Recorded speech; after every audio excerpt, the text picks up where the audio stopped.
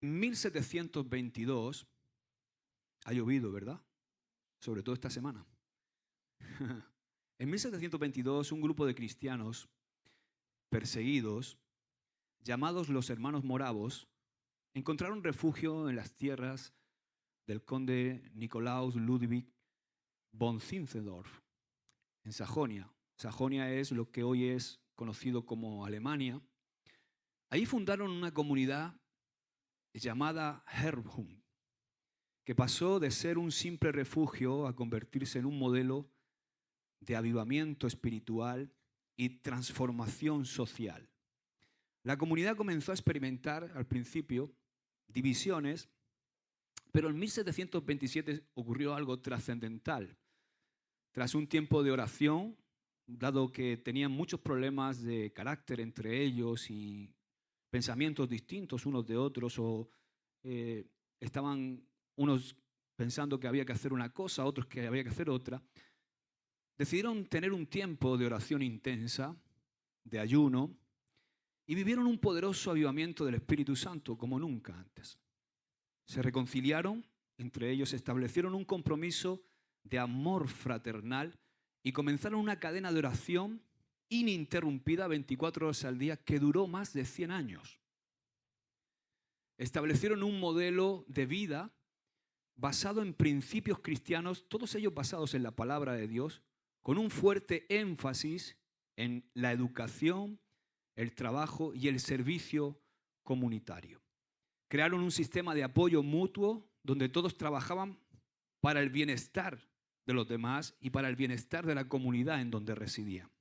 Fundaron escuelas, fundaron y establecieron orfanatos, hospitales, ayudaron a todos los necesitados de la región en donde estaban. Su fe se reflejó en una vida llena de generosidad y hospitalidad. El impacto de Herrnhut no se quedó solamente en su tierra y en su comunidad. En 1732, los moravos iniciaron el primer movimiento misionero protestante de la historia.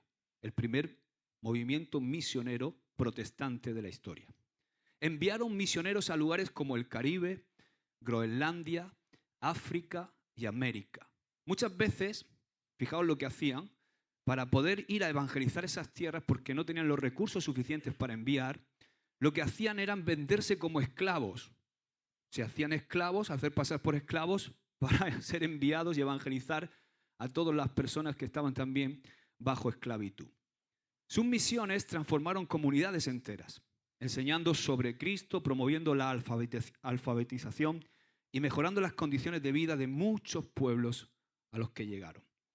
El avivamiento moravo influyó poderosamente en John Wesley, fundador del metodismo, quien tuvo un encuentro con ellos y quedó tan impactado por la fe de estos que este movimiento ayudó a John Wesley a iniciar el gran avivamiento en Inglaterra y en América. Herrnhut es un ejemplo de cómo una comunidad cristiana, cuando vive en unidad, cuando vive en oración, intercesión y compromiso con el Evangelio, puede impactar su entorno y puede impactar el mundo. No solo se preocuparon por su bienestar, sino que llevaron el mensaje de salvación a los rincones más lejanos que pudieron. Son un gran ejemplo, ¿verdad? Y sabes, hay más ejemplos. No sé si habéis oído hablar de Henry Dunant, un multimillonario empresario de fe protestante que fue testigo de la devastación de la batalla de Solferino en 1859 en Italia y, impulsado por sus convicciones cristianas, organizó ayuda para los soldados heridos y posteriormente propuso la creación de una organización neutral dedicada a asistir a las víctimas de conflictos armados. Esta iniciativa llevó a la fundación ni más ni menos que la Cruz Roja en 1863, una institución que ha salvado innumerables vidas y que ha promovido el derecho internacional humanitario. Durante el siglo XIX, muchos líderes protestantes, especialmente de denominaciones metodistas, fueron fundamentales en la lucha contra la esclavitud en Estados Unidos. Su fe les llevó a defender la igualdad y la dignidad de todas las personas, organizando campañas, y estoy leyendo un libro muy interesante que es este, Refugios y redes como el ferrocarril subterráneo, que fue un ferrocarril creado para ayudar a los esclavos a alcanzar la libertad desde el sur al norte de Estados Unidos. Las iglesias protestantes han sido pioneras en la creación de instituciones educativas y de salud. Por ejemplo, universidades como Harvard, universidades como Yale en Estados Unidos, fueron fundadas con raíces protestantes con el objetivo de formar líderes tanto en el ámbito religioso como también en el ámbito civil. Asimismo, numerosas congregaciones establecieron hospitales y orfanatos, proporcionando servicios esenciales a comunidades en necesidad. La lucha contra los derechos de la mujer ha sido promovida, ahora que ayer fue el Día de la Mujer, ¿verdad? En su mayoría de veces promovida por iniciativas cristianas buscando la igualdad y los derechos de la mujer.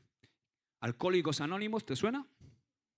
También fue creada por iniciativas cristianas. Así que, ¿qué quiero hablarte hoy? Hoy te quiero hablar de algo que he titulado Modelo Iglesia Efectiva o modelo de una iglesia efectiva. Una iglesia que es capaz de transformar la sociedad.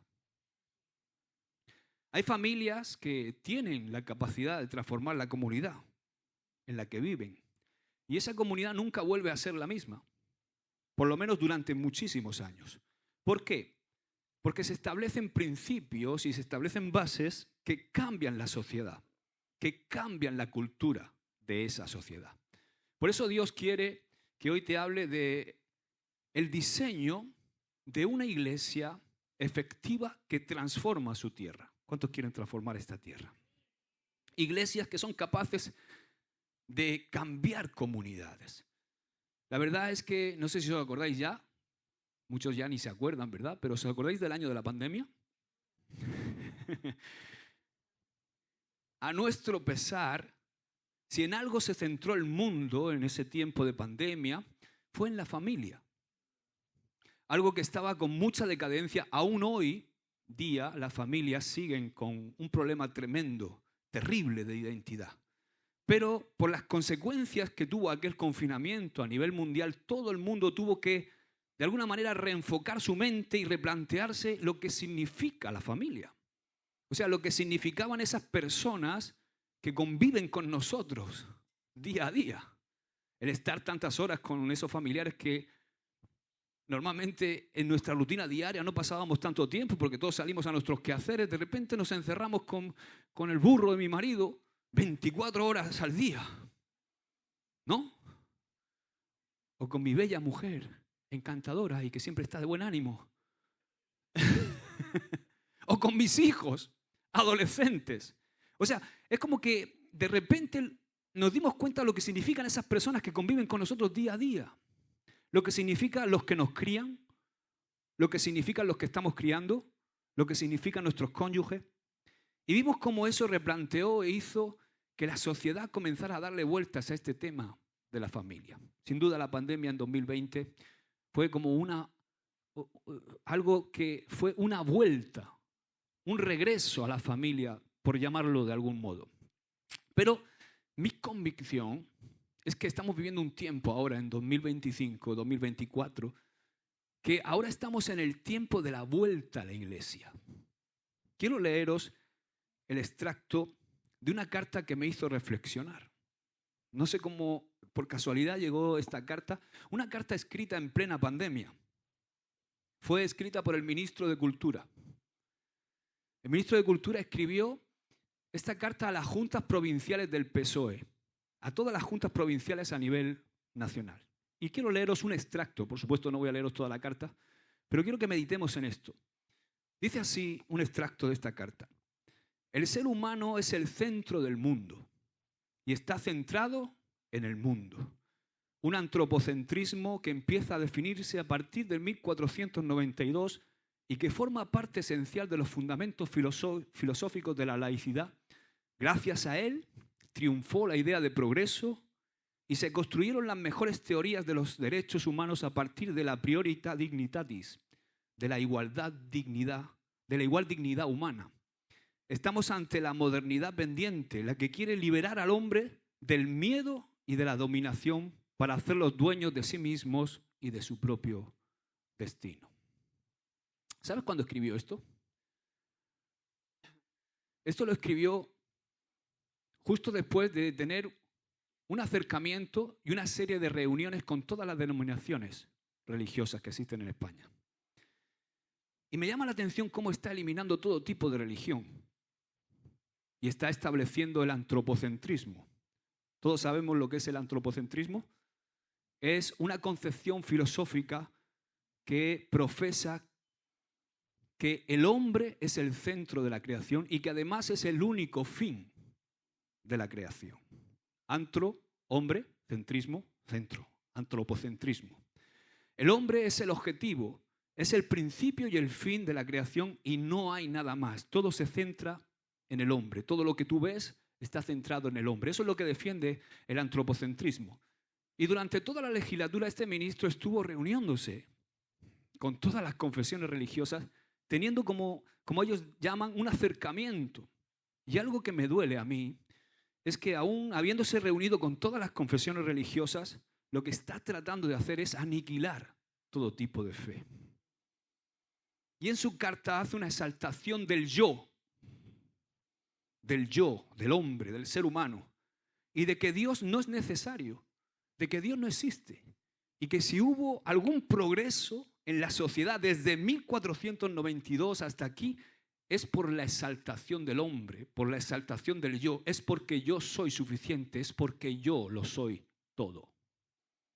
Me hace gracia, ¿no? Después de reunirse con todas las confesiones religiosas de este país.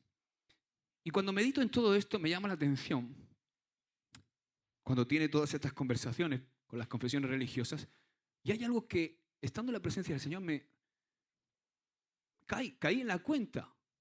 No sé si vosotros habéis dado cuenta que todas las religiones tienen a Cristo. O sea, reconocen, todas las confesiones religiosas reconocen la figura de Jesucristo. Para los judíos, Jesucristo fue un maestro de la ley. Para los musulmanes, Jesucristo es un profeta de Dios. Para los hindús, Jesucristo es un Dios. Para los budistas, Jesucristo fue un iluminado. Para los de la nueva era, no sé si conocéis estos de la nueva era, estos que engloban a todas las religiones y que piensan que Dios está en todas partes, que Dios es el universo y que el universo, y Dios está en todos y que el universo y Dios son lo mismo y que tú eres parte de Dios. Y que, no sé si entendéis todo esto de la nueva era. Jesucristo, para estos de la nueva era, Jesucristo fue el gran gurú, el que llegó a lo máximo, al culmen de la conexión con Dios. ¿Qué quiero decir con esto? No pueden obviar a Cristo. Nadie puede obviar a Jesucristo. Ninguna religión. Yo no veo que en el cristianismo hablemos de Buda, ¿verdad? Ni veo que en el cristianismo estemos hablando de Mahoma. Pero los islamistas sí hablan de Jesús como un profeta de Dios. O sea, ¿qué quiero decir con esto? A Jesús no lo pueden esconder de ninguna manera. Jesús es el hombre más importante de la historia. Evidentemente, para ti, para mí, si somos creyentes, Cristo no es nada de esto que dicen ellos. Para ti, para mí, Cristo es el centro. ¿Sí o no? Porque Cristo rompe todo antropocentrismo. En Cristo nosotros hallamos sentido a la vida. Porque Cristo es quien me vino a revelar al Padre. Y revelándome al Padre hizo una cosa muy importante. Cuando Cristo te revela al Padre, pasa algo muy interesante y es que se nos revela quiénes somos. O sea, Cristo vino a revelarme al Padre y me vino a revelar a mí mismo. Me dio a conocer al Padre, pero al mismo tiempo me dio a conocerme a mí mismo. Porque cuando se te revela quién es Dios, entiendes quién eres tú. Y se te quita toda la tontería. Se te quita todo antropocentrismo. Cuando uno tiene una revelación de quién verdaderamente es Dios, como hemos cantado hoy, de su santidad, de su majestad, inmediatamente desaparece todo antropocentrismo. Esta es una revelación poderosa y es el comienzo de todo. Sin esta revelación no hay nada. ¿Por qué?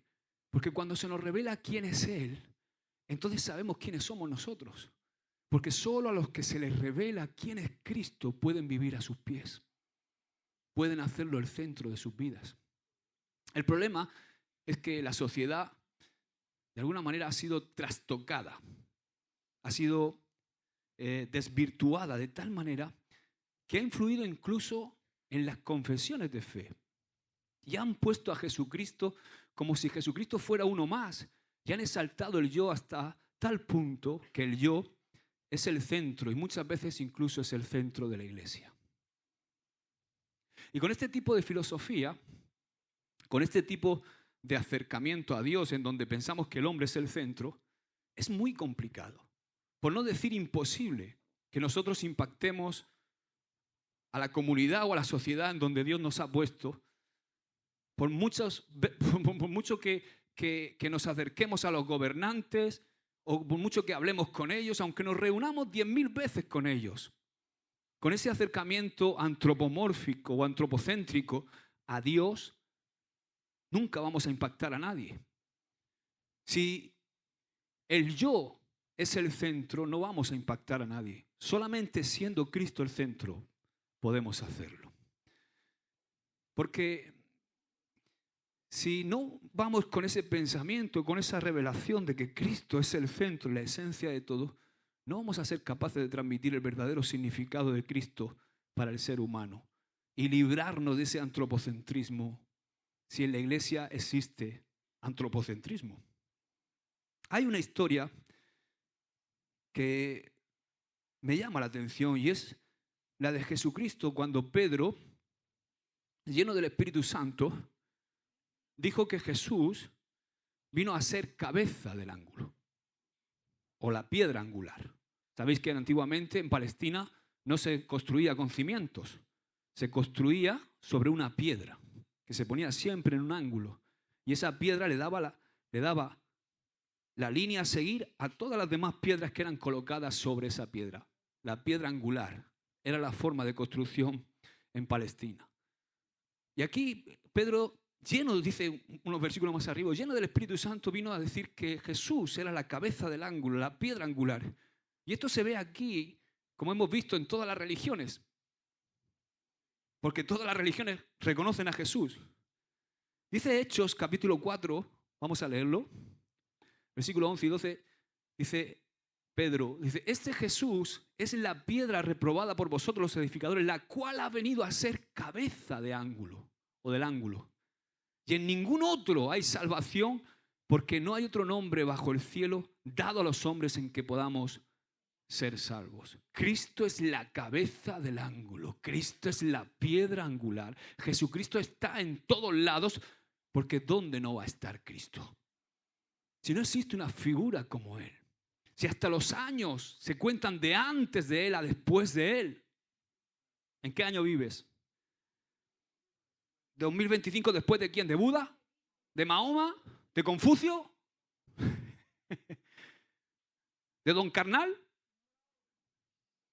No, estás viviendo en el año 2025 después de Jesucristo, porque los años se cuentan de antes de Jesucristo a después de Jesucristo, porque Jesús fue el hombre más importante de la historia, partió la historia en dos. No existe una figura como Él, no existe una figura como Cristo que se destaque como Él, pero al mismo tiempo de que Jesús es la cabeza del ángulo, también dice la palabra que es piedra de tropiezo. Pedro también lo dijo. Primera de Pedro 2, versículos 7 y 8. Para vosotros, pues, los que creéis, Él es precioso. Pero para los que no creen, la piedra que los edificadores desecharon ha venido a ser cabeza del ángulo y piedra de tropiezo y roca que hace caer, porque tropiezan en la palabra, siendo desobedientes. ¿Y sabes a quién le decía esto Pedro? Se lo decía precisamente a los más religiosos, a los que se suponía que eran el pueblo de Dios. Y vemos ese gran contraste, ¿verdad?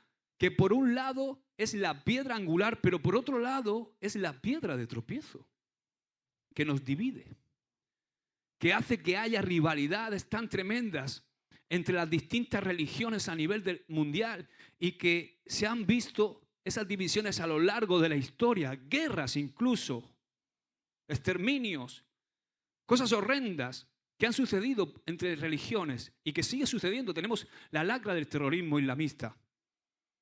Y también ha sucedido incluso dentro de las denominaciones cristianas, dividiéndonos. Porque Cristo puede ser la piedra angular, pero Cristo también puede ser la piedra de tropiezo. Y como iglesia, y esto es lo que yo siento, como iglesia creo que tenemos este reto. O yo por lo menos siento que tenemos este reto.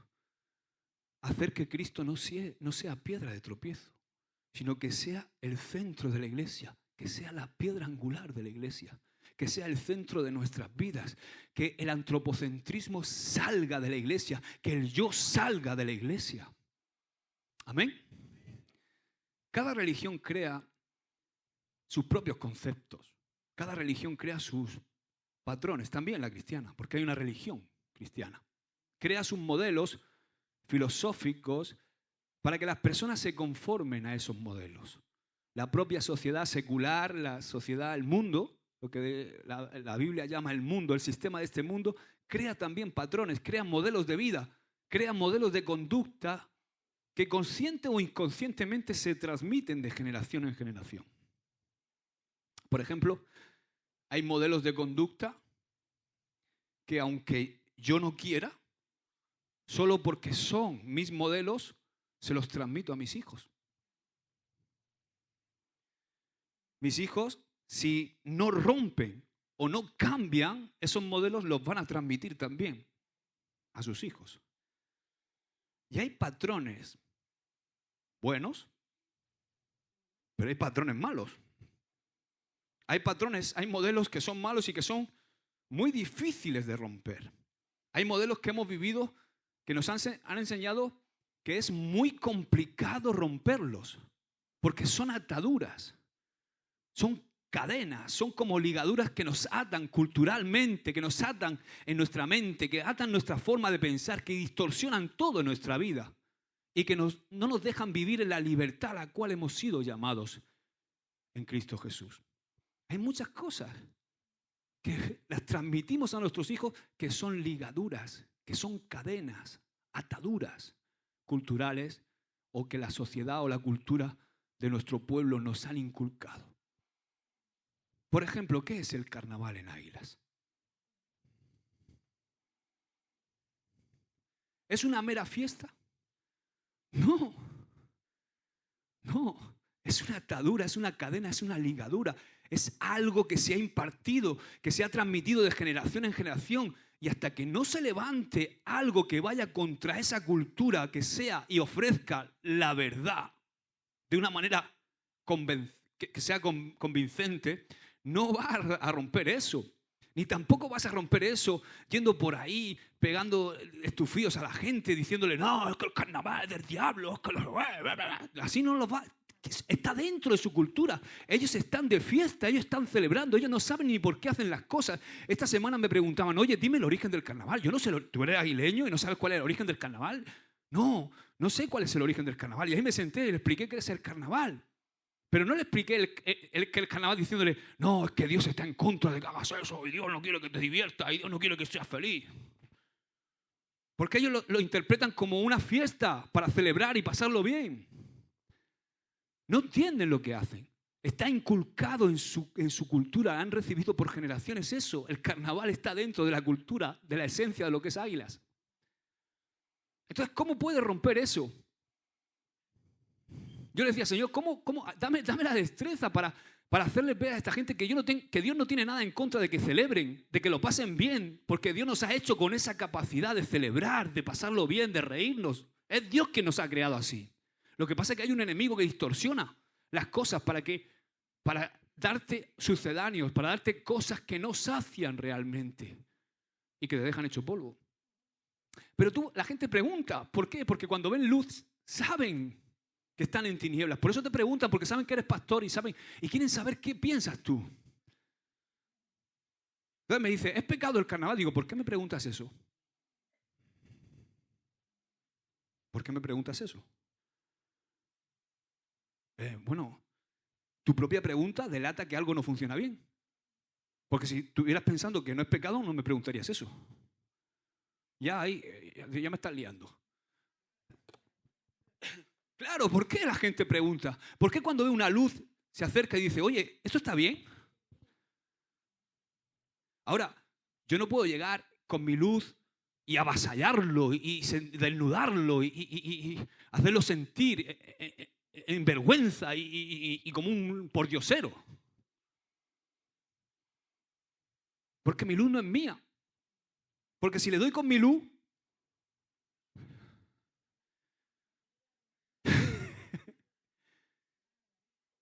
porque la luz de Cristo no muestra nuestra vergüenza. Lo que la luz de Cristo muestra es su gloria. ¿Entiendes? O sea, la luz de Cristo no es una luz que me desnuda, es una luz que muestra su gloria, su esplendor, su santidad. Es una luz que atrae, que me hace enamorarme de esa luz que veo. No es una luz que me desnuda, que viene a desnudarme, sino que viene a mostrar su gloria. Entonces nosotros tenemos que ser hábiles porque no podemos cambiar una cultura así, como iglesia. No se trata de salir huyendo. Oh, madre mía, el carnaval. Vámonos de retiro. Vamos. Uy, es que la opresión espiritual que hay, pastor. ¿Y tú qué opresión espiritual? Si el que está en ti es más poderoso. Si lo que tienes que es que ser levadura en ese momento. No salir huyendo a esconderte en un hotel.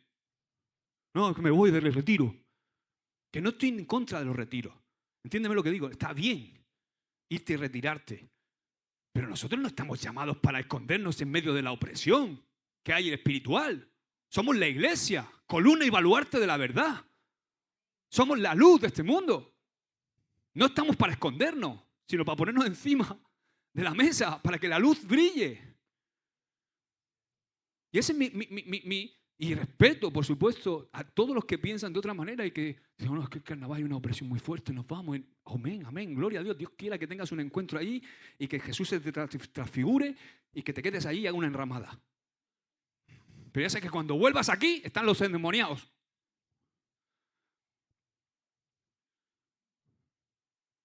¿Entiendes, verdad? No sé si comunico. Y hay patrones, hay modelos difíciles de romper. Por eso es importante que vivamos bajo modelos que pueden transformar vidas para que el reino de Dios se manifieste en la tierra. Y no sirve cualquier modelo. Por eso no es lo mismo vivir bajo cualquier modelo de vida. No podemos vivir de cualquier manera. Hay modelos que son establecidos por Dios para que nosotros vivamos conforme a ellos. Y esos modelos son los que nosotros tenemos que seguir. Y ¿sabe? La Biblia está llena de modelos, ¿o no? De patrones de Dios. Dios siempre ha sido muy detallista. ¿Os acordáis cuando le dice cómo tiene que hacer el tabernáculo a Moisés? Cómo tiene que crear, que hacer en la Torá y en la ley. Dios siempre es detallista a la hora de establecer un patrón para hacer algo. Por ejemplo, hay un texto, y este es el texto que hoy vamos a estudiar, que me llamó la atención el otro día. Se encuentra en el capítulo 25 de Éxodo. Uy, los jóvenes dicen, pastor, vas a predicar del Antiguo Testamento. Esta es la porción de la Escritura que hoy el Señor va a usar. El capítulo 25 de Éxodo habla de un patrón, de un modelo. Me llama la atención en este texto que hay 3 frases o 3 expresiones que se repiten varias veces en apenas 9 versículos. Y de estas 3 expresiones vamos a sacar unas características, un diseño, que son las que quiero que, o el diseño en el que quiero que esta mañana meditemos. Vamos a leer a partir del versículo 31. Dice así, leo de la Nueva Traducción Viviente. Haz un candelabro de oro puro labrado a martillo. Todo el candelabro y sus decoraciones serán de una sola pieza. La base, el tronco, las copas para las lámparas, los capullos y los pétalos. Hazlo con 6 ramas que salgan del tronco, 3 a cada lado. Cada una de las 6 ramas tendrá 3 copas para las lámparas en forma de flor de almendro, con capullos y pétalos. Trabaja artesanalmente el tronco del candelabro con 4 copas para las lámparas en forma de flor de almendro, con capullos y pétalos.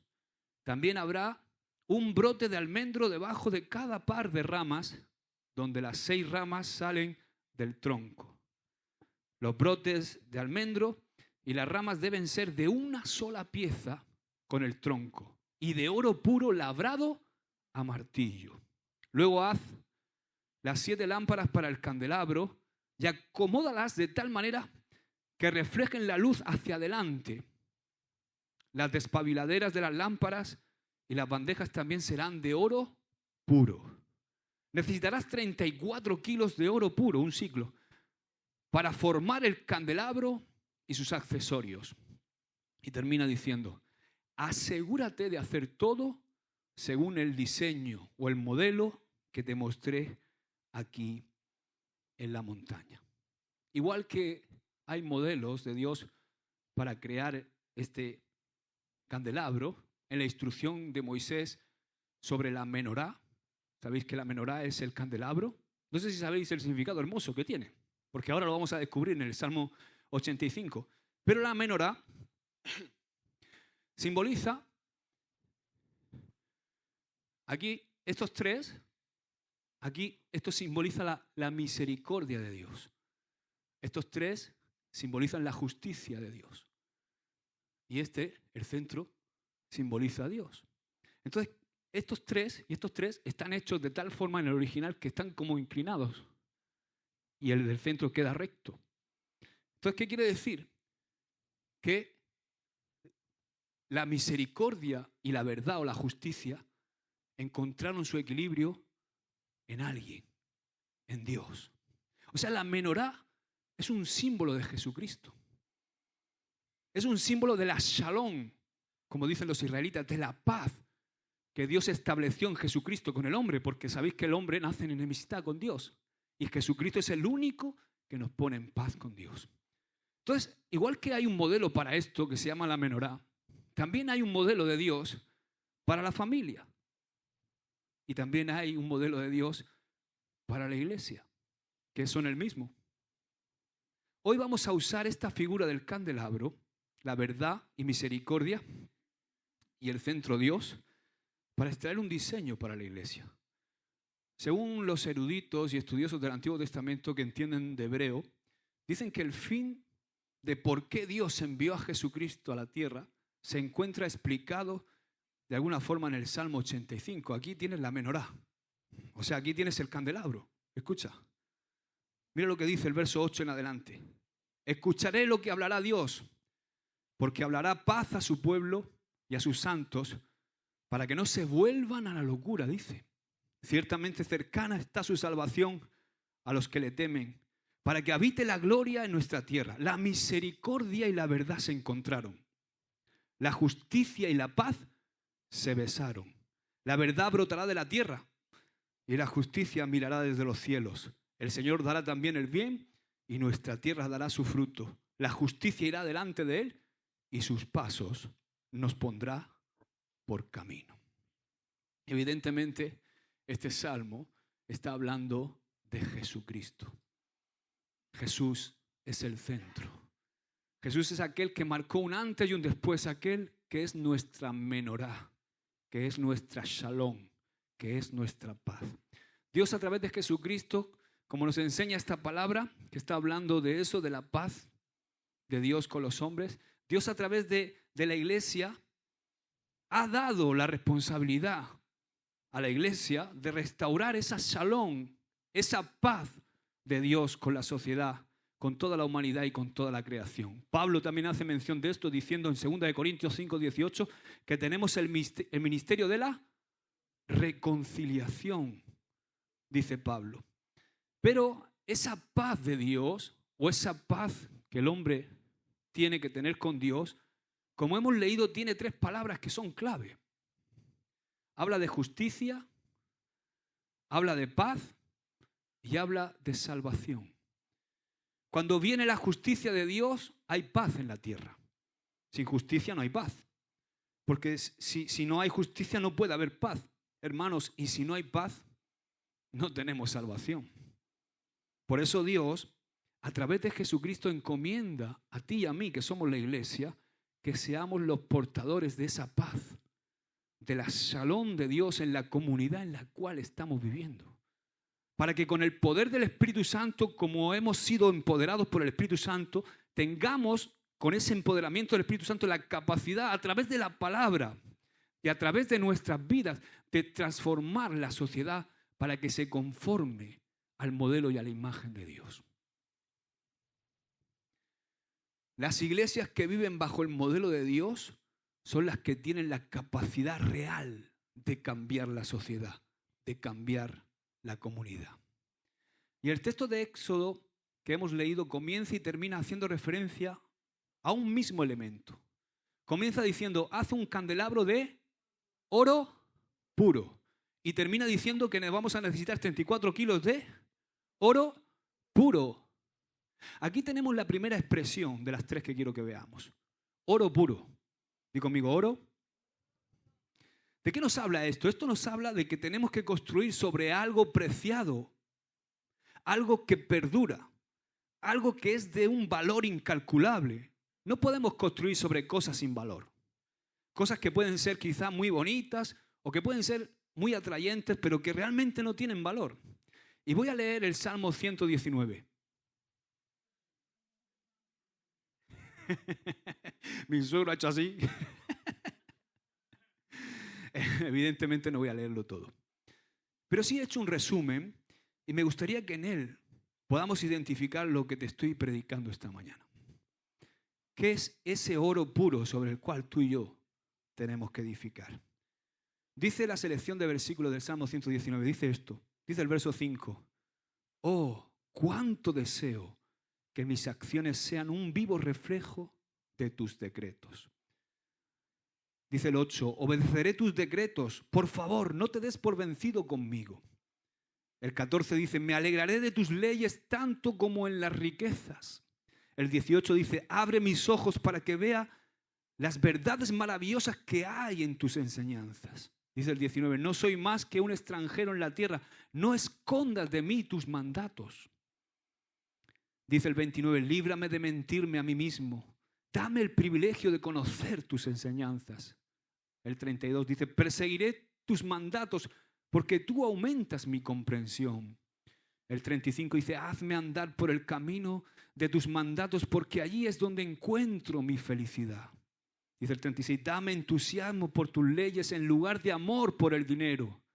El 71 dice, el sufrimiento aún me hizo bien porque me enseñó a prestar atención a tus decretos.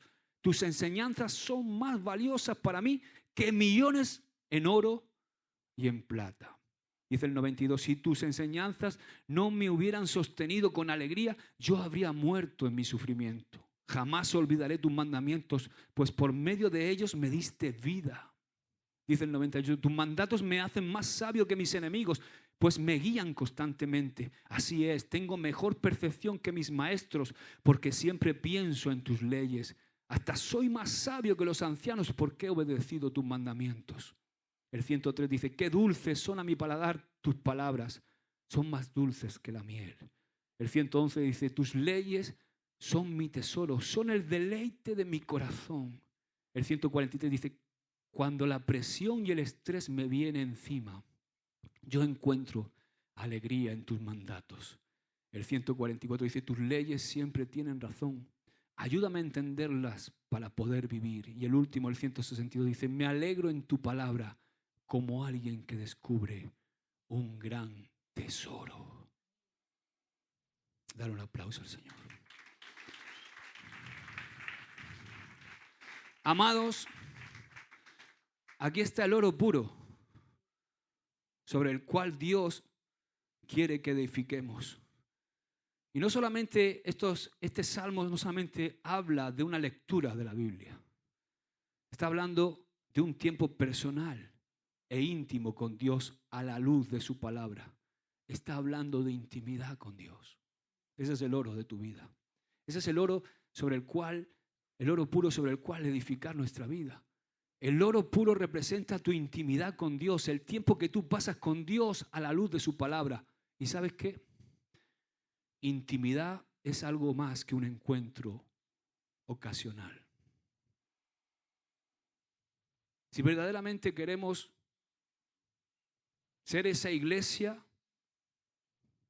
que es efectiva en la sociedad en la que vivimos, la iglesia tiene que estar conformada por miembros que sean personas de intimidad con Dios.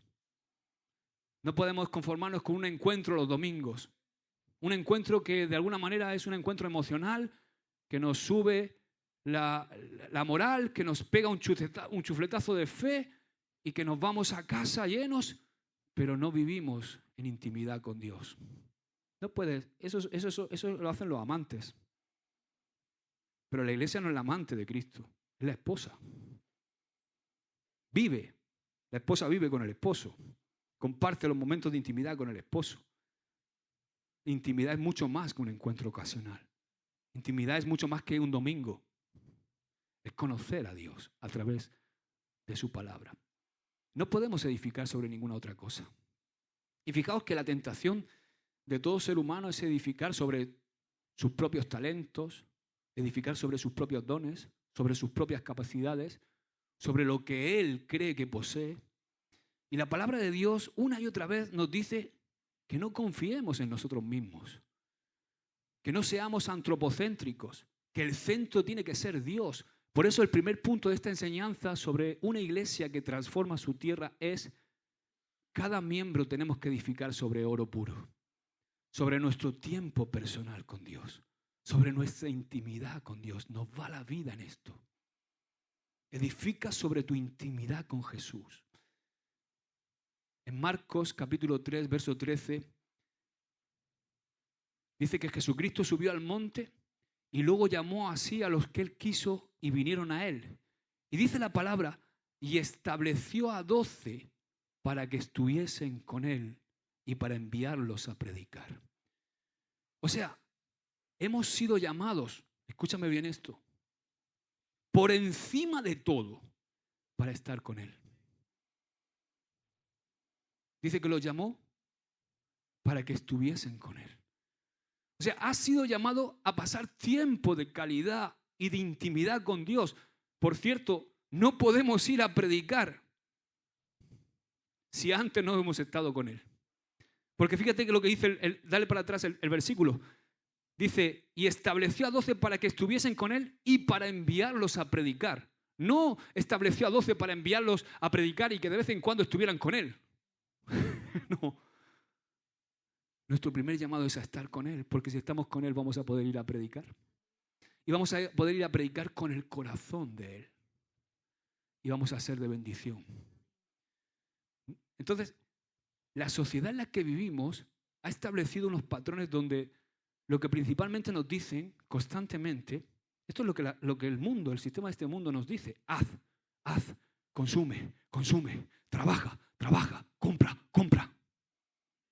Esa es la filosofía de este mundo.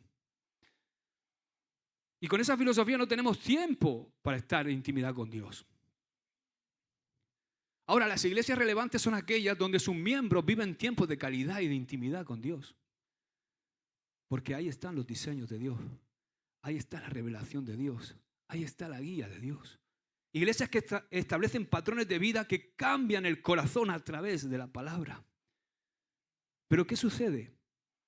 Que vivimos bajo un patrón tan consumista que ha alcanzado incluso nuestras vidas, que ha alcanzado a la iglesia. El otro día, hablando con un joven, me dice: bueno, pues yo creo que Jesús es el Señor y que vino para salvarnos. Entonces voy al cielo ya, ¿no? Digo, sí, claro. La Biblia dice que si crees en el Señor Jesucristo y le confiesas como tu Señor y Salvador, eres salvo. Ah, pues ya está, muy bien. Entonces ya está, pues no necesito nada más. Mentalidad consumista. He comprado el billete, voy para el cielo y ahora hago lo que me da la gana. Sigo viviendo mi vida. O sea, realmente no ha tenido un encuentro con Jesús. No se le ha revelado quién es Dios. Ha callado su conciencia, ha dicho, bueno, pues ya tengo el billete comprado, hago una confesión aquí en mi intelecto, pero es imposible que tú puedas vivir si realmente has entregado tu vida a Jesús y crees que es el Señor y Salvador. Jesús es el que nos llama a ser sus discípulos. no solamente a ser meros creyentes, porque la fe sin obras es una fe que está muerta. Amén. Porque tú necesitas congregarte, porque la iglesia es el cuerpo de Cristo y debemos congregarnos porque tenemos una misión que cumplir. Jesús dijo, id y haced. ¿Creyente? No, es muy diferente.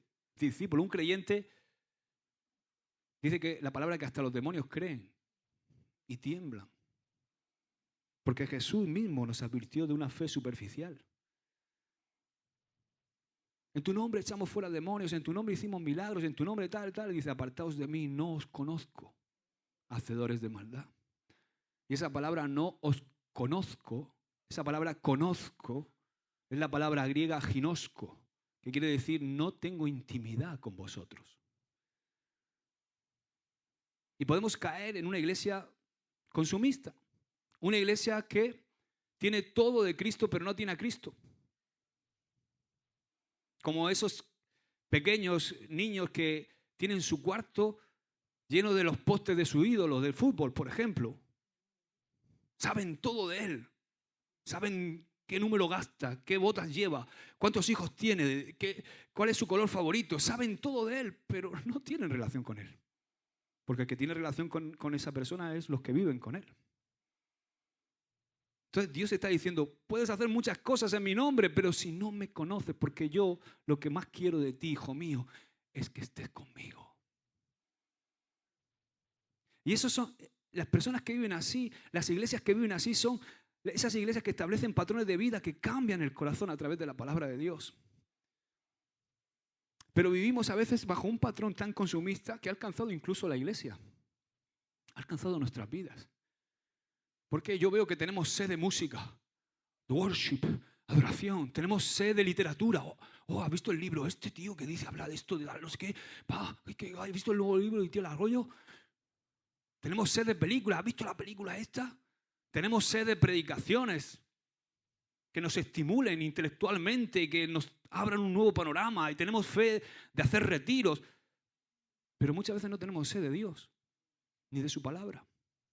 Se consume Biblia de manera consumista porque no se valora realmente la intimidad con Dios. No se valora por encima de todo nuestra relación con la presencia de Dios. Se ha dejado de valorar los encuentros con el Espíritu Santo y con su palabra, que son los únicos capaces realmente de cambiarnos el corazón y de encender en nosotros una llama que no puede ser apagada. Y muchas veces lo hemos cambiado por mero consumismo, por la emoción del momento o por simplemente conocimiento teológico. Y en este consumismo nosotros somos el centro. Y ahí vuelve el antropocentrismo, que muchas veces domina la iglesia, que muchas veces nos tiene consumidos y que es una infección terrible. La decadencia de la sociedad de hoy día y otras situaciones, lo que revela es este antropocentrismo en donde yo soy lo más importante que hay. Y en ese consumismo todo lo que hacemos en la iglesia podemos llegar a hacerlo pensando únicamente en nosotros y olvidarnos de Dios. Olvidarnos de que el centro es Cristo y de que todo lo que hacemos tiene que ser para Él y no para nosotros. Por eso cuando vivimos ese consumismo, ¿sabes? Ese consumismo no nos sacia. Vivimos constantemente en el quiero más, necesito más. Nunca nos sentimos saciados porque no estamos edificando en Dios ni en su palabra. Estamos edificando en el consumismo, estamos edificando en el yo. Por eso necesito otra reunión, otra no sé qué, otra más, otra. Y necesitamos más porque Dios no está muchas veces en lo que estamos consumiendo. Y donde Dios no está, no sacia. Quizá satisface momentáneamente, pero realmente no sacia. Por eso constantemente necesitamos más cosas y a veces lo que necesitamos lo que son más cosas religiosas. Pero ahí no está Dios, porque no lo estamos buscando como debemos. Y seguimos consumiendo en esa rueda de locura, como hemos leído ahí en el Salmo, que dice, Señor, tu palabra no me ha dejado caer en la locura. Necesitamos la palabra para no caer en esa locura, en esa rueda del consumismo. Necesitamos volvernos a la palabra para crear esos patrones de conducta que realmente marquen la diferencia. Necesitamos volver al modelo de Dios y edificar sobre oro puro, sobre oro refinado, no sobre materiales en los cuales el día de mañana Dios nos pueda decir, eso no sirve, hijo mío. O sobre cosas en las que muchas veces edificamos en un momento determinado, pero luego se evaporan, se vienen abajo. Muchas veces estamos edificando sobre cosas que de repente... ¿Sabes una cosa que se evapora? A veces, no siempre, pero a veces. Una cosa que se evapora es la predicación de los domingos.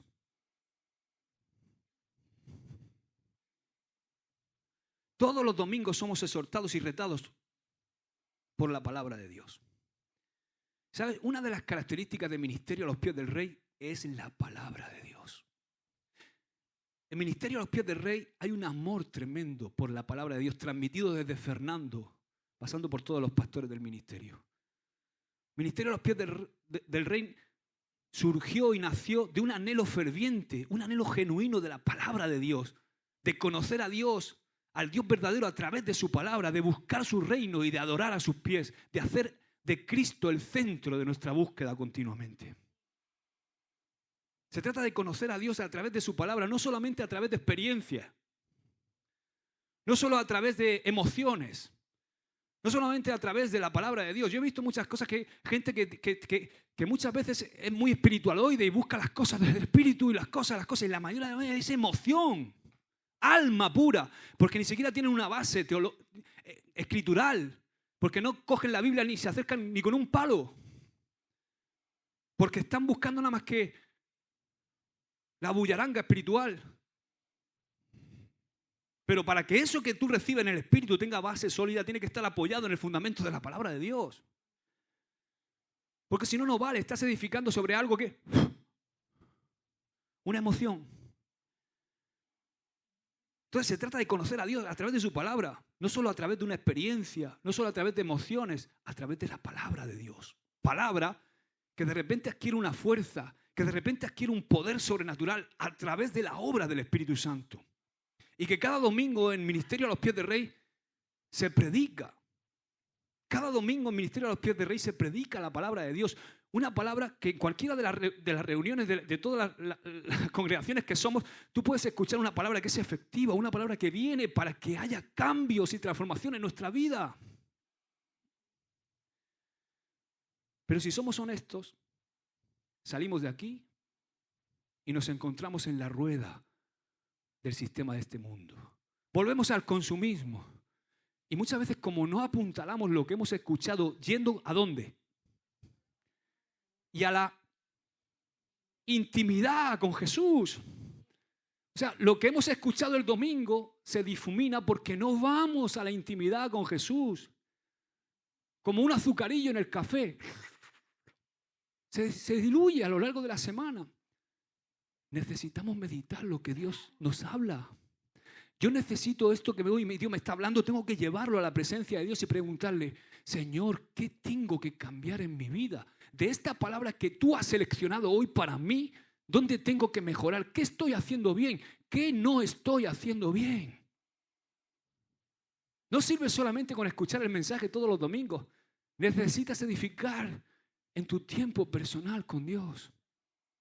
Y esa tarea no la va a hacer el pastor por ti. Es una tarea tuya. Y ahí es donde vas a encontrar el verdadero oro puro.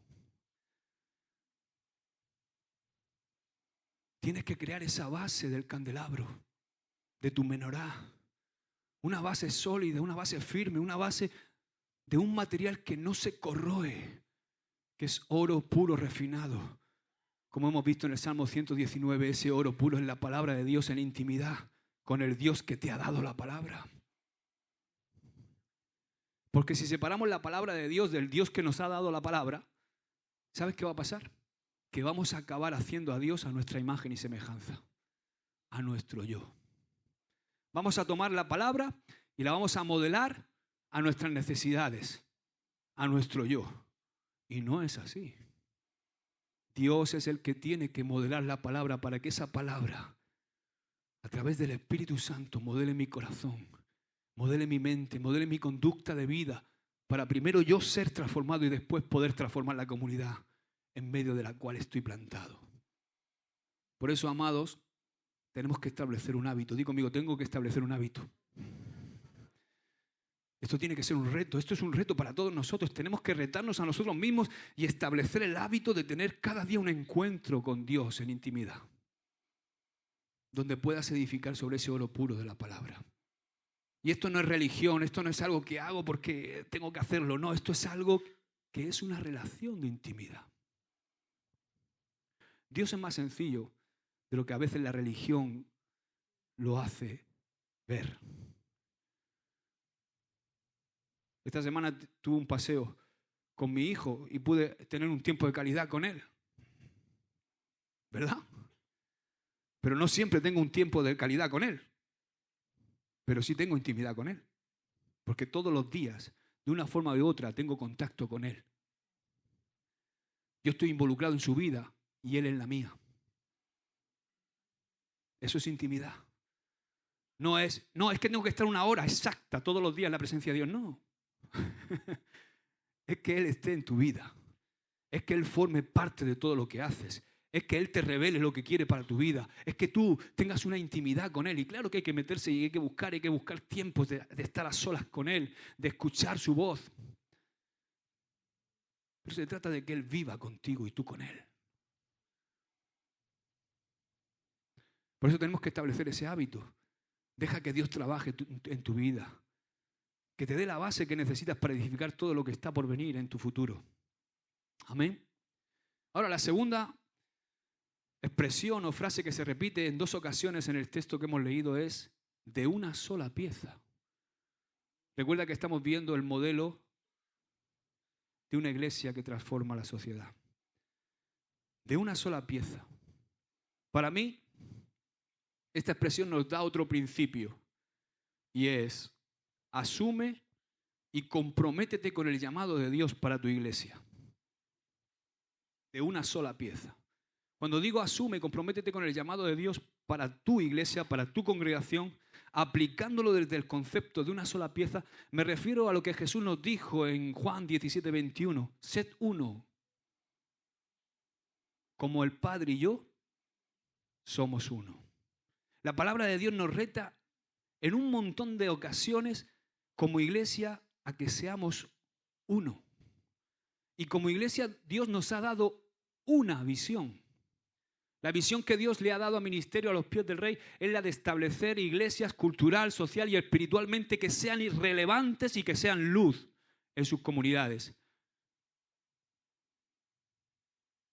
Esa es una misión o visión que Dios nos ha dado. Y ¿sabes? Quiero que le eches una foto a esta diapositiva. Aquí tienes el resumen de lo que es la misión y la visión de APR. Vamos a estudiarla juntos. Esta es la misión o la visión de APR, de tu ministerio, aquí donde estás sentado, del Ministerio a los Pies del Rey. La visión teniendo clara primero nuestra identidad. Somos una gran familia de discípulos, no de creyentes. Por supuesto, cada discípulo es creyente, pero no todo creyente es discípulo. No sé si... Somos una gran familia de discípulos de Jesucristo que quieren hacer más discípulos de Jesucristo. Esa es nuestra identidad. ¿Cuál es la misión? Ser una comunidad de adoradores en misión. No solamente adoradores, sino adoradores en misión. No podemos quedarnos en el monte. Hacemos una enramada. No, hay que bajar a la sociedad. Y tenemos una visión. La visión por encima de todo es agradar a Dios. Reconocer a Jesucristo como nuestro Rey y servir a todos. ¿Cómo lo vamos a hacer? Con piedad. ¿Qué es la piedad? Vivir en el Espíritu. Siendo carnales no lo vamos a hacer. Ser espirituales. Ser en la tierra como en el cielo. ¿Cómo lo vamos a hacer? Con devoción. Amando a Dios. Adorando a Dios. Siendo gente de adoración, gente de oración. Gente que cuida su devoción y que vive en la presencia de Dios. ¿Cómo lo vamos a hacer? Con profundidad en la palabra. Amar, conocer, vivir la palabra y proclamarla. Y por supuesto, ¿cómo? compasión, pasión por las almas, amar a los hombres y entregarnos por la salvación de otros, respondiendo al llamado de la gran comisión de hacer discípulos. ¿Amén? Esto te lo pones de salvapantallas en el móvil. Y que esto que acabamos de ver, lo hagamos en todas nuestras congregaciones y en todo momento y lugar, con el fin de extender el reino de Dios. Esta es la visión del ministerio a los pies del Rey. Es la visión que todos los pastores queremos transmitir a todas y cada una de nuestras congregaciones. Y para conseguir esto, primero tenemos que ser uno. Hola. Y para ser uno tenemos que tener una misión. Si los pastores de ministerio a los pies del Rey vamos con un objetivo claro y marchamos en una dirección, pero vosotros vais en otra, ¿os imagináis cómo va a terminar eso? Un desastre. ¿Sabes lo único que vamos a conseguir? Crear confusión. Ahora, si desde un principio todos tenemos claro hacia dónde vamos, aunque alguien pretenda desviarse, todos los demás vamos a conducir a ese que se quiere desviar al mismo lugar. Si no tenemos todos la misma visión, nos vamos a volver locos. Y vamos a volver locos a los demás. Y también vamos a volver locos a los más jóvenes en la fe. Por eso necesitamos tener una sola visión. Tenemos que saber a dónde apuntar todos. Y para eso necesitamos la palabra y también necesitamos reunirnos. ¿Cómo vas a tener tú la visión de tu iglesia si no te congregas? Si no sabes ni cuándo son las reuniones. Mira, te voy a dejar 4 principios para tener claro cuál es la visión y para poder vivir la visión. Primer principio, no dejes de congregarte.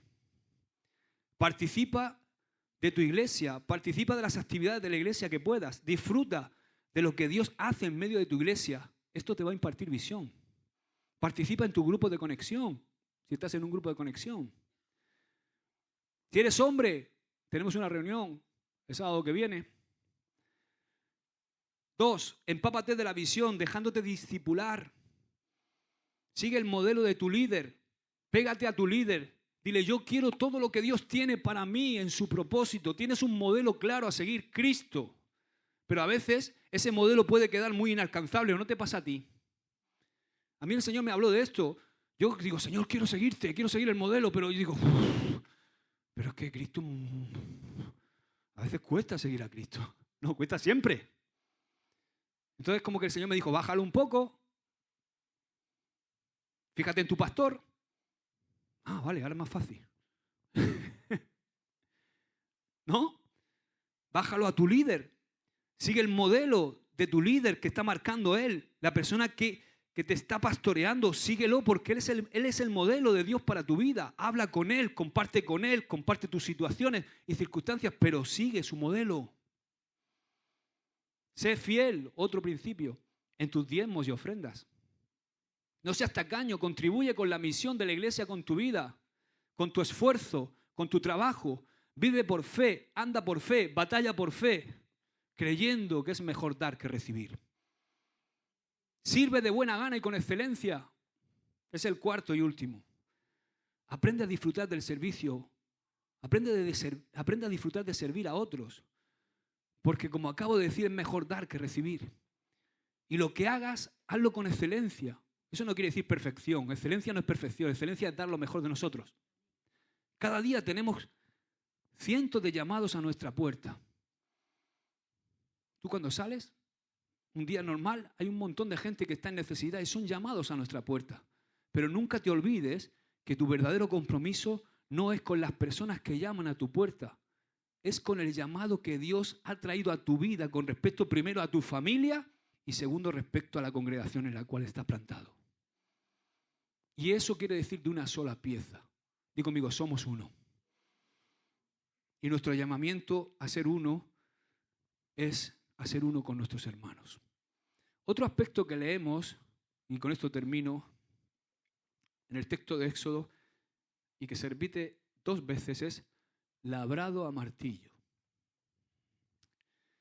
Y esto tiene que ver con el tercer punto de hoy. Reproduce el modelo a través de tu área de servicio. Reprodúcelo en la iglesia. Si estás liderando un grupo de conexión o si estás liderando cualquier otra área, tienes que multiplicarte. O en tu familia, que es tu primer ministerio, tienes que reproducir el modelo. O en tu lugar de influencia, en tu trabajo o donde Dios te ha puesto, tienes que reproducir el modelo. Hemos sido llamados desde Génesis 1 a ser fructíferos y multiplicarnos. Ese es el mandato, ser fructíferos y multiplicaos. Eso mismo le repite después del reset, ¿no? A Noé. En Génesis 9 le dice a Noé, sed fructíferos y multiplicaos, llenad la tierra. Y eso mismo lo repitió Jesús a sus apóstoles cuando dice en Mateo 28, 19 y 20, vayan y hagan discípulos de todas las naciones, bautizándolos en el nombre del Padre y del Hijo y del Espíritu Santo. Enseñen a los nuevos discípulos a obedecer todos los mandatos que les he dado y tengan por seguro esto, que estoy con ustedes siempre hasta el fin de los tiempos.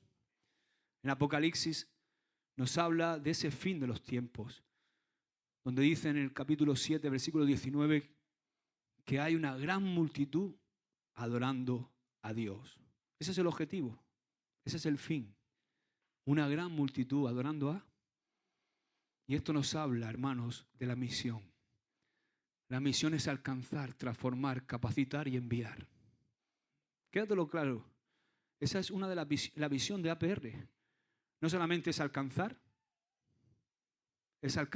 transformar, capacitar y enviar.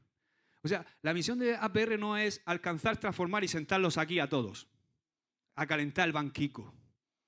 No, es que tú te capacites y que tú seas enviado a la misión que Dios tiene para ti. Y eso es para llenar esa multitud que estaremos adorando por la eternidad a Dios. ¿Cómo? Reproduciendo el modelo a través de tu vida en tu área de influencia. En medio de tanta tecnología que hoy tenemos, me llama la atención que aún sigue siendo necesario, por mucho que queramos, por mucha tecnología que haya, aún sigue siendo necesario el trabajo artesano, el trabajo manual. A veces queremos las cosas rápidas e inmediatas, pero aquí nos dice que hay cosas que son labradas a martillo. ¿Sabes alguien que se dejó labrar a martillo? Amén. Cristo se dejó labrar a martillo. Primero se dejó labrar a martillo en la relación contigo y conmigo, porque se hizo hombre y tuvo que convivir con seres pecadores cuando Él venía de estar en la santidad de Dios, en la misma presencia del Padre, pero Él decidió venir a vivir conmigo, a vivir contigo, para experimentar lo que el pecado es en primera persona. Aunque Él no pecó, Jesús vio la dificultad en la que nos encontramos en nuestro día a día por la opresión que produce el pecado. Y Cristo supo lo que es labrarse a martillo en medio de esa sociedad corrupta en la que le tocó vivir. Una sociedad donde los religiosos de aquel tiempo eran tan corruptos que decían una cosa y hacían otra. Aún viendo que el que comía con Él y mojaba pan con Él lo iba a traicionar, lo amó. Y le dio la oportunidad hasta el último momento. Se dejó labrar muriendo en la cruz, siendo clavado en una cruz a martillazos. Él se dejó labrar a martillos. Y tú y yo, hermanos, tenemos que ser labrados a martillo por el poder del Espíritu Santo, a través de la transformación de nuestra vida. Pero al mismo tiempo nosotros tenemos que ser personas que labren a otros. No solamente tenemos que ser labrados, sino personas que tienen un llamado a algo más. A ser labrados, pero a labrar a otros. ¿Os acordáis del reto de este año que nos lanzó nuestro pastor Juan Carlos? Discipula a 2 este año. Es el reto. Tenemos que ser capaces de presentar una alternativa actual, no del siglo pasado, sino actual, del Cristo vivo, ¿os acordáis? Una alternativa real, actual, que sea capaz de cambiar ese modelo consumista del que te he hablado y que nos quiere invadir también en la iglesia. Que es una infección. Pero eso solo se consigue labrando a mano, haciendo trabajo de artesano. Eso solo se logra con paciencia. ¿Sabes? Yo me desanimo muchas veces, porque constantemente estoy intentando meterme en el pueblo, en la idiosincrasia del pueblo, de vivir con la gente. Y voy sembrando en los corazones. Y a veces me desanimo porque veo que, Señor, ¿por qué no transforma? ¿Por qué no? ¡Ah! ¿Verdad? ¿No te pasa? Porque es un trabajo de labrar a martillo. Es un trabajo artesano. Requiere paciencia. Y el Señor me decía, no te desanimes, hijo. Porque hay días que tú los ves más enchufados a la gente que le estás predicando y otros días los ves tan lejos. Pobrecillos. Nada más que siento misericordia, amor, compasión, porque no pueden entender a veces cosas. Igual que los pastores somos el modelo para la iglesia, tú, hermano, tú, hermana, como líder, eres el modelo para los que están contigo en tu área de influencia. Y si todavía no te sientes líder, estás formándote para serlo. Porque si queremos alcanzar las multitudes de este pueblo, necesitamos que cada uno de nosotros seamos líderes. Porque cada líder es un modelo en medio de la sociedad. Y es la única forma de transformar esta sociedad en la que vivimos. Es la única forma de alcanzar a las multitudes, siendo modelos creíbles, siendo modelos que han edificado sobre oro puro, sobre su intimidad con Cristo, siendo modelos que invierten tiempo a solas con Dios y que se dejan moldear por Dios, tallando a Dios nuestra vida a su imagen y semejanza. Siendo personas que captan la visión de su iglesia para transmitirle a las personas que están en nuestra área de influencia para reproducir la visión en esas personas. ¿Os acordáis lo que decía Pablo en 1 Corintios 11:1? Vosotros deberíais imitarme a mí, así como yo imito a Cristo. Este tiene que ser uno de nuestros principios. Dios mío, yo quiero imitarte a ti para ser modelo para otros, para que me imiten también a mí y así podamos todos imitarte a ti. Señor, líbrame de la hipocresía. Líbrame de ese consumismo loco. Líbrame de todo lo que esta sociedad vende como el culmen, como lo máximo. Líbrame de eso que aparentemente tiene buen sabor, pero que no sacia. ¿Sabes qué? De alguna forma, lo queramos o no, ya somos un modelo.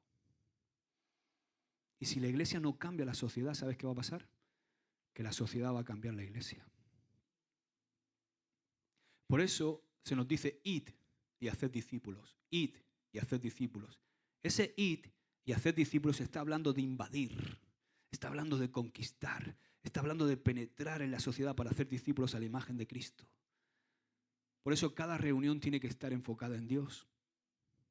Cristo tiene que ser el centro para que nosotros seamos moldeados a su imagen, seamos moldeados a su semejanza. Y este trabajo es un trabajo artesanal. Es un trabajo labrado a martillo.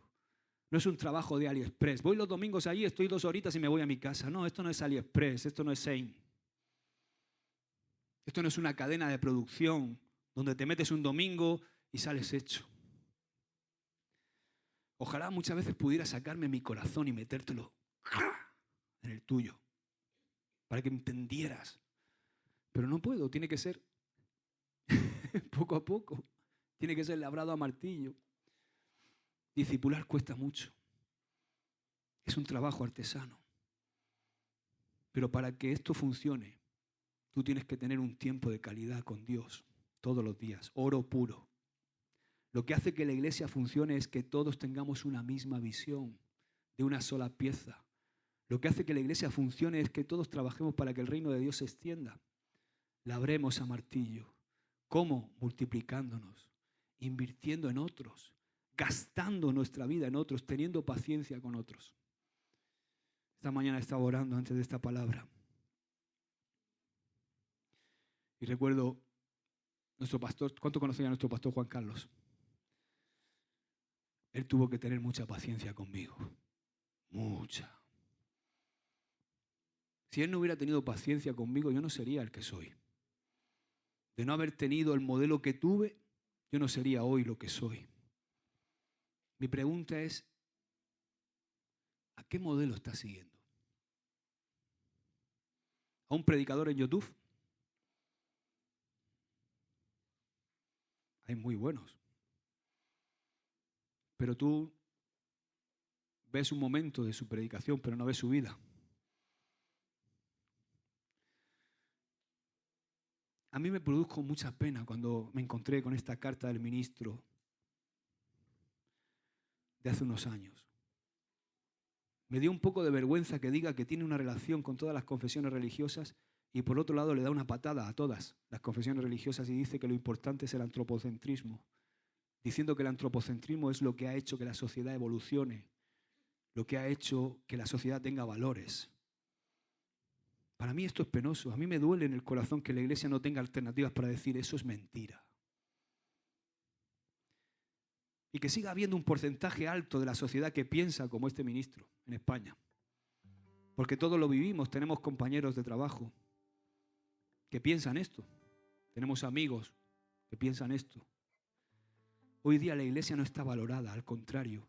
¿Sabes cómo se ve la Iglesia? Se ve como una institución opresora. Una institución que en vez de traer libertad parece que lo que hace es traer opresión.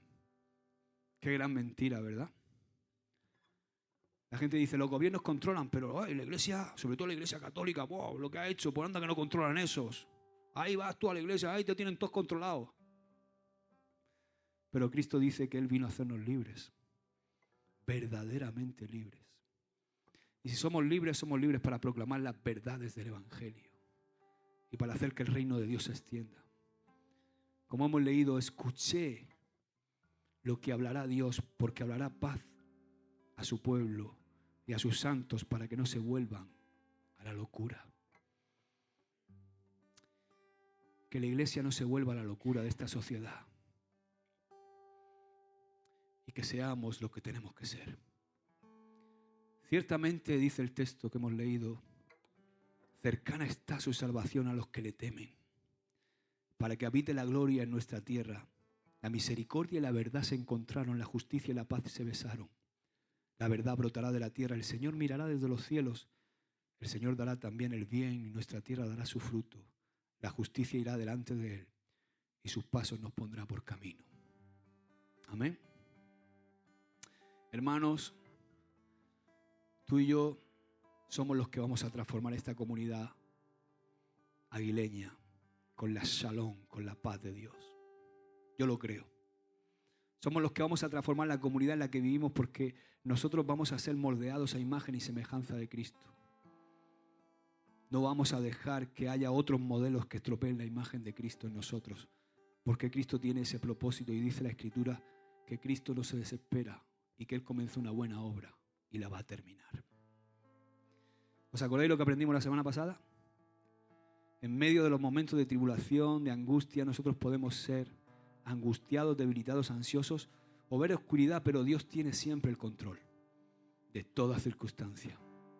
Estés donde estés, Dios tiene el control de tu vida, hermano. Él no ha roto el molde que tenía para tu vida, porque Él sigue siendo un artesano.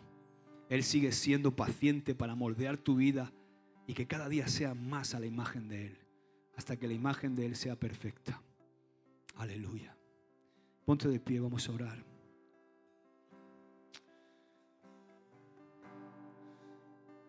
Señor, gracias por tu palabra, Señor. Queremos ser verdaderamente esa iglesia de la que tú hoy nos has dado un diseño, Señor. Queremos ser el modelo de una iglesia efectiva, una iglesia que edifica sobre ese oro puro, una iglesia que te busca en la intimidad, que no solamente oye tu palabra, que no solamente vive en ese consumismo del que hemos hablado, sino una iglesia que sabe relacionarse en intimidad contigo, Señor. Donde tú en esa intimidad puedas revelar todo lo que tú hablas a nuestra vida. Que seamos, Señor, una iglesia comprometida con el llamado, con la visión que tú tienes en el ministerio a los pies del Rey. Que seamos, Señor, también esos que reproducen el Evangelio, que reproducen el modelo, Señor. Ayúdanos, Señor, danos la estrategia. Queremos vivir a tus pies como tú nos enseñaste. Gracias, Padre, por este mensaje. Oro también por los que quizá están aquí y nunca han entregado su vida a Jesús. nunca han tenido un encuentro verdadero como tú nos hablabas hace un momento. Se sienten quizá lejos, como nos hablabas en el tiempo de la Santa Cena. Sienten que eres un Dios tan santo y tan alcanzable que no pueden acercarse a ti, Señor. Que tu gracia los conquiste. Porque ninguno de nosotros somos dignos de acercarnos ante tu santidad, pero hubo uno que cumplió todo, Jesucristo. Y lo que tú necesitas es, amado o querido, si no has tenido esa revelación, que Jesús se revele a tu vida, para que puedas entender que no hay otra forma de vivir si no es siguiéndolo a Él, si no es siendo un discípulo de Él. Yo te animo a que tomes la decisión más importante de tu vida, que te entregues a Jesús y que le digas: mira, entiendo poco, pero sé que tú eres el Señor. Ayúdame a seguirte, ayúdame a entender tu palabra, a comprender lo que tú quieres de mí y de mi vida, Señor. Entrégale tu vida a Jesús. Es la mejor decisión que vas a tomar. Y a los que ya hemos hecho del Señor nuestro Señor y estamos caminando en el camino de la fe, que tomemos esta palabra con el pecho, con el corazón, que la vivamos, Señor. Queremos ser esa iglesia que transforma la sociedad. Así como hemos leído los ejemplos del principio. Una iglesia que es levadura, que es sal, que es luz. Gracias, Padre. En el nombre de Jesús oramos. Amén y amén.